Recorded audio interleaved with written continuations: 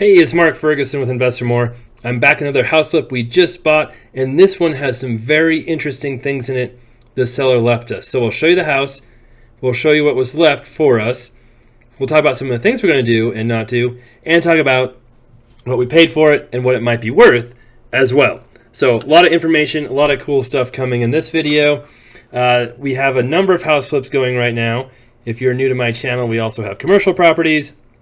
I own a couple of laundromats, liquor store, mini mart, and we have lots of interesting tenant stories too. As you can see from the outside, the roof is horrible. It has no gutters, the trim is bad, but the rest of the house really isn't in that bad of shape except for that one area. Inside, it's got hardwood floors and it's got a lot of stuff. That's actually my coat. That didn't come with the house. But there's art all over. Now, I don't think these are original Monets or anything like that. In fact, most of them had Goodwill stickers on them, but they're still pretty cool, and usually we're left a whole bunch of junk in houses.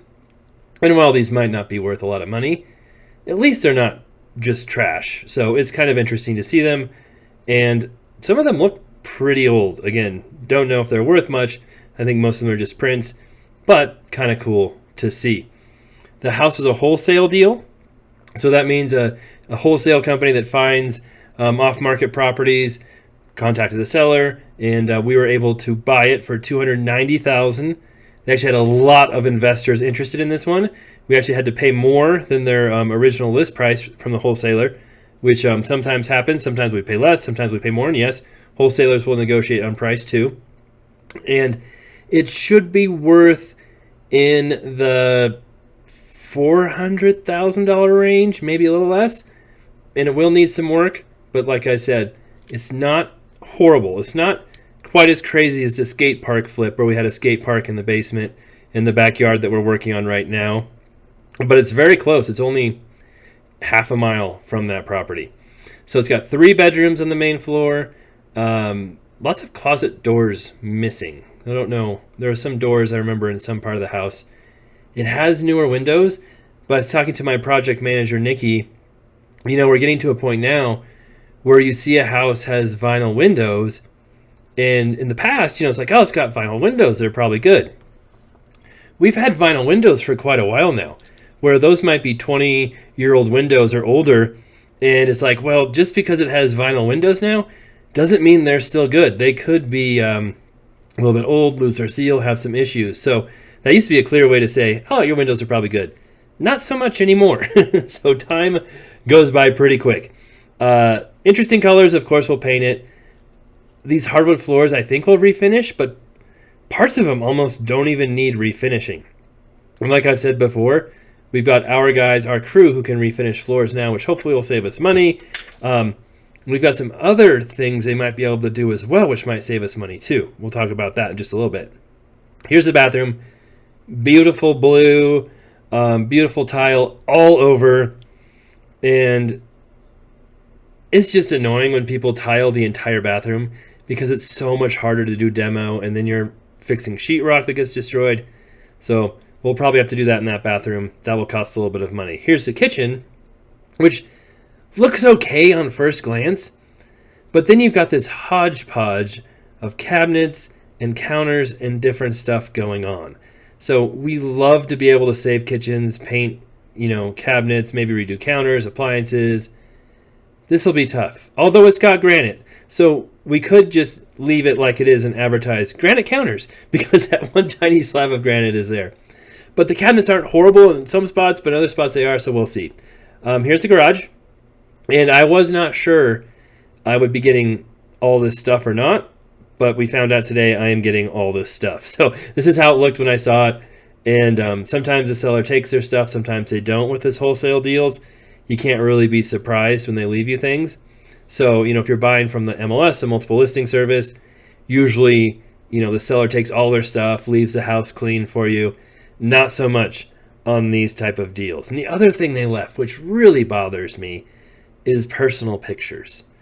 And I'm just like, why do you leave those? And I feel bad throwing them out. In fact, I've got a few boxes just of personal pictures we've found at houses that I kept at my office. Because I'm just like, what if the seller comes back at some point or their family wants these pictures, and I feel really bad throwing them away. So I don't like it when people leave them. But they did leave us some amazing books, like The House of Hidden Mothers. Interesting. There's some more interesting stuff. I don't go through all the things. Sometimes I'll look through little things that are easy to find. The Quran. Oh, I don't. That's the first time I've found that. So that was interesting. And then there was some more interesting stuff over here. I broke my rule. Don't ever open fridges. That's meat. And it's not plugged in. So that was not a good smell. It's a good thing I'm doing a voiceover right now because you don't hear me not being real happy after opening that. I should say the last 10 fridges I've opened have been fine. I guess that was due to find a fridge, so it's not fine. It smelled real bad. Now this is kind of cool. Those are records, really old ones. So again, I have no idea if those are worth anything. We've got Engelbert Humperdinck, though, who I recognize that name. I don't really know who he is. But lots of Andy Williams, I recognize that. So I feel like old records usually aren't worth much unless they're in perfect shape or sometimes, still in the wrapping or whatever, sealed up. But I haven't looked for a long time either. Maybe they're all worth a ton right now. So, but kind of cool to look through this stuff. Again, better than usual. Usually we're left with trash. Oh, the Polka Kings. That reminds me of Home Alone right there with John Candy in the Polka Kings. Polka, polka, polka. Anyway, that's a big garage too. If you notice, here's the one car part. That whole back area was an addition. So it's almost a 2-car garage, but tandem. And we'll show you the outside and what we mean there too. Now, of course, we'll clean up all this stuff. I very rarely go through stuff and try and look through things. Usually we let our contractors do it. And what they'll do is we just tell them, hey, if you find something you want, go ahead and keep it. But even then, a lot of times if they find something really interesting, they'll set it aside. They'll let us look at it, see if we want it or not. But usually there's not much that interesting. And I've gone through hoarder houses with piles and piles of stuff and literally come away with nothing good but dirt everywhere and sneezing and allergies. So it's usually not worth it. Here's the laundry room. And we did get left a sweater. And I don't know if those were stockings or what, hanging up.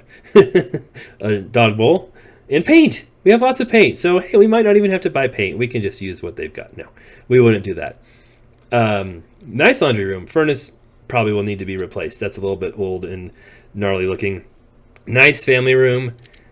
Big family room. And it has pretty good sized windows, too, for this age of house. This is late 60s, early 70s. I didn't look at the exact date. Again, more pictures. Ansel Adams. Hey, I know that name, too. Although they're probably just prints, probably not worth anything. But you know what is worth something and what my wife would probably like is the frames, especially some of the bigger frames. Those are expensive. So, yeah, anyway. Here we have a bedroom. And you could put an egress window in here. It's always a tricky situation. This basement's already finished. Who knows when they finished it. If it was finished before the egress window code came in, you could say it's grandfathered in. You don't need an egress window to be legal.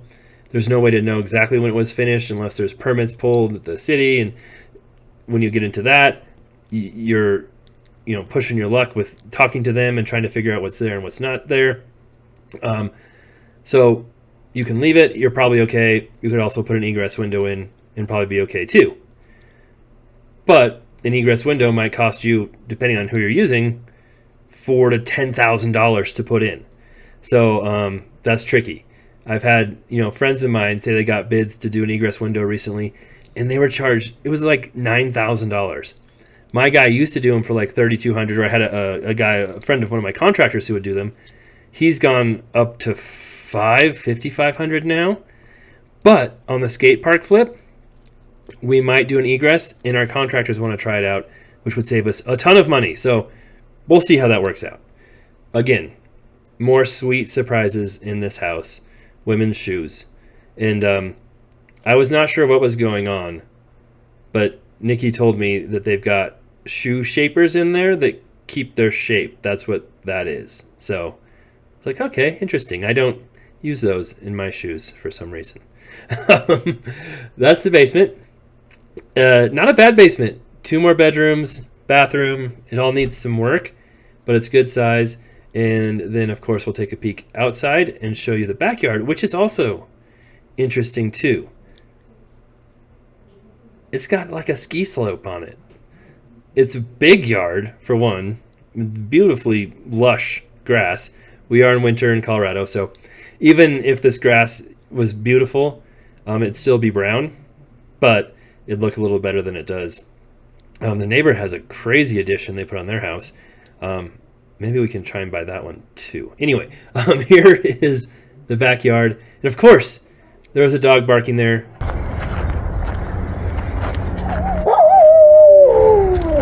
I know we haven't heard dogs barking much lately because I do voiceovers, but I feel like most of my properties have dogs barking at me at some point or another. Dog run. Fence has got some issues, so we might have to do a little bit of repairs there. It's got some sheds. Here's that back garage addition I was talking about. All this was added. Oh, it's a pretty nice workshop, or if you wanted to park cars tandemly too, a pretty nice setup. So I think that does add some value. Sometimes you've got some weird additions that don't add much value, and that's not going to add a ton, but that should add some. And then we also have even more surprises. A little bit of snow left over from this weekend, and it's Colorado. March is actually our snowiest month. April is our second snowiest month, I think, and we're supposed to get more storms. More stuff. So, books and a movie, and it always, like, I kind of look for things that might look decent. When you see a nice box, sometimes that's an indication that there's something good in there, or the box itself should be cool. So there you go. There's our treasure. Probably millions of dollars in jewelry right there. So this house will definitely be worthwhile. And then again, something else caught my eye, which I hate seeing, and that's up here. And I'm like, don't be a photo album. Don't be a photo album. It's a photo album. So, again, I just wish people wouldn't leave those. If you don't want them, throw them away and make me feel better. Really. So, one shed, but not to be outdone, there's another shed too. And that is right over here. And this one was just more of your landscaping materials. But I don't know if I remembered or mentioned it. There's a snowblower in the garage, which is a good find if they work. And that's an air compressor over there. Now, I'm guessing it doesn't work, but if it did, that's also a good find and something that can be very valuable. The old fertilizer, probably not so much unless we're trying to start a fire or, blow something up, which I don't want to do. So, cool house, interesting stuff in it. A fun one to get started on, get cleaned out, and make it look nice again for most likely some owner occupants. A lot of rumors out there about how flippers just sell to investors and investors buy everything. I think about 98% of the houses we flip are sold to owner occupants because honestly they just don't make sense as investment properties. But it's always cool being able to transform these homes and make them nice homes again. All right, stick around. We'll be back with many more videos, and I'd love to hear what you think on this one.